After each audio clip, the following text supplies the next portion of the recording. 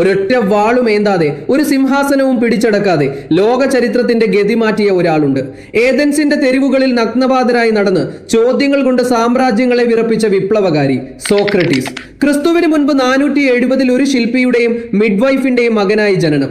ഒരു സാധാരണ പൗരനായി ജീവിതം തുടങ്ങിയ സോക്രട്ടീസ് പക്ഷേ അസാധാരണമായ ഒരു ദൗത്യത്തിലേക്കാണ് നീങ്ങിയത്. അദ്ദേഹം ഗ്രന്ഥങ്ങളൊന്നും രചിച്ചില്ല. പകരം അദ്ദേഹം മനുഷ്യരോട് സംസാരിച്ചു. നിങ്ങൾക്ക് അറിയാമെന്ന് നിങ്ങൾ കരുതുന്ന കാര്യങ്ങൾ സത്യമാണോ എന്ന ഒരൊറ്റ ചോദ്യം കൊണ്ട് അദ്ദേഹം പ്രഭുക്കന്മാരുടെ മുഖമൂടികൾ അരിച്ചുമാറ്റി. ഇതായിരുന്നു സോക്രാറ്റിക് മെത്തേഡ്. അറിവില്ലായ്മ സമ്മതിക്കുന്നതാണ് അറിവിന്റെ തുടക്കമെന്ന് അദ്ദേഹം ലോകത്തെ പഠിപ്പിച്ചു. എന്നാൽ ഈ ചോദ്യങ്ങൾ ഭരണകൂടത്തിന് അസ്വസ്ഥതയുണ്ടാക്കി. ആ കാലഘട്ടത്തിലെ ഏതൻസ് രാഷ്ട്രീയമായി തകർന്നു നിൽക്കുകയായിരുന്നു. സ്പാർട്ടയുമായുള്ള യുദ്ധത്തിലെ പരാജയം ഏതൻസിന്റെ ആത്മവിശ്വാസം തകർത്തു. ഈ തകർച്ചയ്ക്ക് കാരണം സോക്രട്ടീസിന്റെ ചിന്തകളാണെന്ന് ഭരണകൂടം വിശ്വസിച്ചു. യുവാക്കളെ വഴിതെറ്റിക്കുന്നു എന്നതായിരുന്നു പ്രധാന ആരോപണം.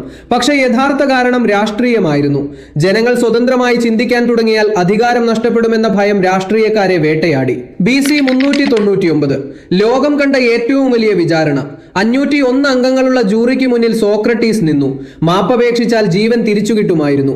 നഗരം വിട്ടുപോയാൽ ശിക്ഷയിൽ നിന്ന് രക്ഷപ്പെടാമായിരുന്നു. പക്ഷേ സോക്രട്ടീസ് പറഞ്ഞത് ഇതാണ്: പരിശോധിക്കപ്പെടാത്ത ജീവിതം ജീവിക്കാൻ യോഗ്യമല്ല.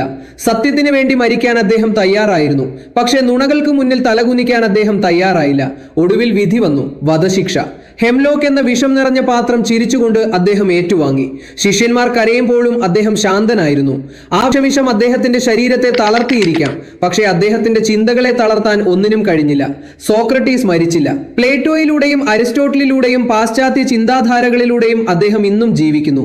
ചോദ്യങ്ങൾ ചോദിക്കുന്നത് നിർത്താതിരിക്കുക, കാരണം അവിടെയാണ് മാറ്റങ്ങൾ തുടങ്ങുന്നത്.